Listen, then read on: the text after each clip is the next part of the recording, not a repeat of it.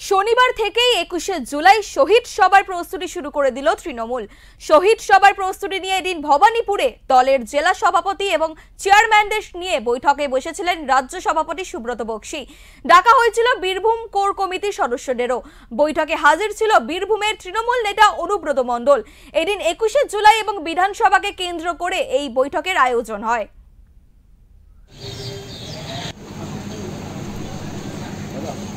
একটু হ্যাঁ বাস বাস ঠিক আছে। দেখি দাদা একটু সামনেটা ছেড়ে দেয়।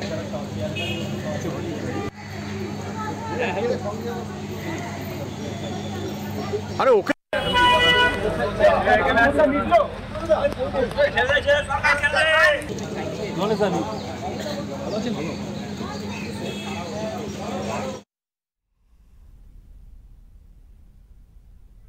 এদিন তৃণমূলের বৈঠকের পর সুদীপ বন্দ্যোপাধ্যায় জানান, ভারতবর্ষের তৃণমূল তৃতীয় বৃহত্তম রাজনৈতিক দল। 21শে জুলাই কর্মসূচি যে কোনো কর্মসূচির থেকে অনেক বেশি প্রাধান্য পায়। এছাড়াও কি বললেন শুনুন।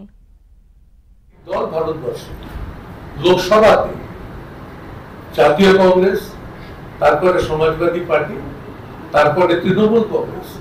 আর যদি লোকসভা রাজ্যসভা মিলিয়ে আমরা ধরি তাহলে তৃণমূল কংগ্রেস ভারতবর্ষের এই মুহূর্তে দ্বিতীয় বৃহত্তম দল। কিন্তু এবারকার লোকসভার অধিবেশন দাতাই হলো 21শে জুলাই। 21শে জুলাইয়ের আগে একটি সর্বদলীয় সংসদীয় দলের নেতাদের বৈঠক ডাকা হয়। সেই বৈঠকে আমাকে যেতে হয় সংসদীয় দলের নেতা হিসাবে প্রতিবার। আমি এবারকার সাংসদদের বলেছি 21শে জুলাই আমাদের কোন সাংসদ না লোকসভায় না রাজ্যসভায় কেউ উপস্থিত থাকবে না। আমরা আমাদের সবার কাজকে সর্বাগ্রে গুরুত্ব দেব।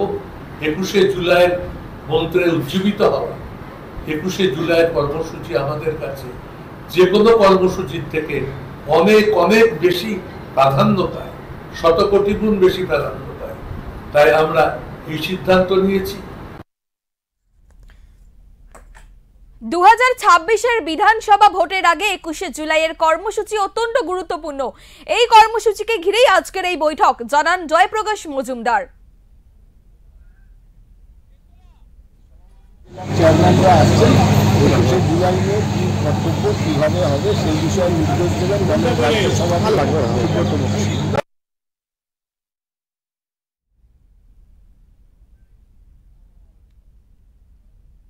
সামনেই বিধানসভা নির্বাচন, সেই নির্বাচনকে প্রসঙ্গকে সামনে রেখে কাজল শেখ জানান, বীরভূমে 11টি বিধানসভায় তৃণমূল জিতবে। 11টা বিধানসভা আছে, 11টাতেই তৃণমূল কংগ্রেস জয়যুক্ত হবে। মমতা বন্দ্যোপাধ্যায়, অভিষেক বন্দ্যোপাধ্যায়, মমতা প্রার্থীরাই জয়যুক্ত হবে। তৃণমূলের তরফে এবার 21শে জুলাইকে ঘিরে যেমন সাংগঠনিক শক্তি প্রদর্শনের প্রস্তুতি চলছে, তেমনি দলীয় গোষ্ঠী দ্বন্দ্ব নিয়ন্ত্রণেরও বার্তা স্পষ্ট। আগামী বিধানসভা ভোটের আগে মঞ্চ থেকে কি বার্তা দেন মুখ্যমন্ত্রী মমতা বন্দ্যোপাধ্যায়, সেই দিকে তাকিয়ে রাজনৈতিক মহল। আপাতত প্রস্তুতির দিকে তাকিয়ে নজর রাখছে গোটা রাজ্য।